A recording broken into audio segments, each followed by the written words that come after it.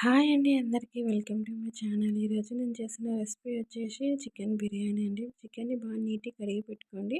ఆ తర్వాత దాంట్లో సాల్ట్, కారం మీకు సరిపడినంత కారం వేసుకొని అయితే 3 స్పూన్స్ వేసాను.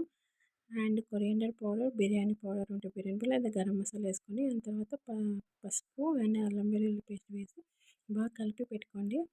తర్వాత దీనిలో లెమన్ పిండండి, లేదంటే ముందుగానే కలిపేశారనుకోండి కారం ముక్కలకి బాగా పట్టదనమాట. అందుకని ఫస్ట్ కలిపాక లెమన్ పిండేయండి. ఈ లెమన్ పిండేసి దాంట్లో ఒక కప్పు, సగం కప్పు దాకా కర్డ్ వేసేసేయండి. కర్డ్ వేసి బాగా మ్యాగ్నేట్ చేసి పెట్టుకోండి పక్కకి. మ్యాగ్నేట్ చేస్తేనే చాలా బాగుంటుందండి. మీకు టైం ఉంటే ఒక 1 అవర్ అయినా పెట్టండి, ఇంకా టేస్ట్ బాగుంటుంది. ఒక హాఫ్ అన్ అవర్ అయితే మ్యాగ్నేట్ చేయాలండి ఖచ్చితంగా. ఇలా మ్యాగ్నేట్ చేయడానికి కలిపి పెట్టుకోండి పక్కకు. ఆలోపు ఇక్కడ రైస్ మనం బాస్మతి రైస్ తీసుకొని నార్మల్ రైస్తో కూడా చేసుకోవచ్చండి. పాత రైస్ ఇలా స్మెల్ మంచిగా వస్తుంది చూడండి, అవి తీసుకోవాలి, బాగుంటుందండి. అండ్ నానబెట్టి పెట్టుకోవాలా. ఇక్కడ ఆనియన్స్ సన్నగా కట్ చేసి పెట్టుకోండి. అండ్ ఒక 4 పచ్చిమిర్చి, కొత్తిమీర, పుదీనా కూడా కట్ చేసి పెట్టుకోవాలండి. ఆ తర్వాత ఇక్కడ ఆనియన్స్ మనం ఫ్రై చేసుకుందాం. ఈ కలర్ వచ్చినప్పుడు తీసేయండి, బయటికి తీసేసరికి ఈ కలర్ వస్తాయండి.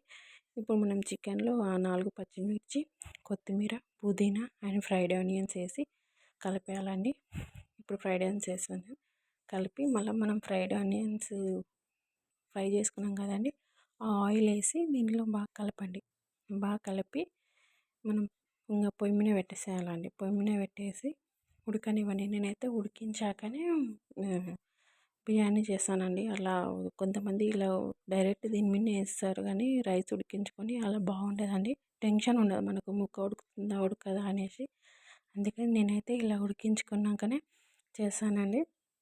ఇంకా మనం మీడియం స్టవ్లో పెట్టి ఉడుకుతుంటే ఈ పక్కకు ఆలోపు మనం ఒక గిన్నెలో ఇంకా కొన్ని వాటర్ తీసుకొని దాంట్లో బిర్యానీ స్పైసెస్, కొంచెం సాల్ట్, కొత్తిమీర, పుదీనా అండ్ అల్లం వెల్లుల్లి పేస్ట్ వేసి మసలనివ్వండి బాగా. వాటర్ మసులుతున్నప్పుడు మనం ఇక్కడ మధ్యలో చికెన్ని బాగా ఉడికించుకోవాలి. మధ్య మధ్యలో కలుపుతుండాలి, లేదంటే అడుగంటుతుంది కదా. కొంచెం మధ్య మధ్యలో కలుపుతుండాలి. వాటర్ అయితే ఏమి వేయాల్సిన అవసరం లేదండి, అదే ఉడుకుతుంది. అండ్ ఇక్కడ ఆలోపు ఇక్కడ వాటర్ మసులుతుంటాయి కదండి మనకి, అప్పుడు మనం ఇక్కడ రైస్ యాడ్ చేసుకోవాలండి. రైస్ యాడ్ చేసేసి ఒక 80% దాకా ఉడకనివ్వండి. 80% దాకా ఉడికాక ఇప్పుడు మనం ఆ చికెన్ ఉడికింటుంది కదండి, ఆ రైస్ చికెన్ మీద వేసేసేయండి. వేసేసి లేయర్గా మనం ఇక్కడ పైన కొత్తిమీర, పుదీనా అండ్ ఫ్రైడ్ ఆనియన్స్ వేసి కలిపేయండి. నెయ్యి వేయాలండి, నెయ్యి వేస్తేనే టేస్ట్ బాగుంటుంది.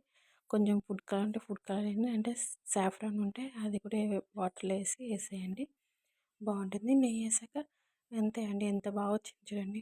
Like, share and subscribe to my channel. Thank you.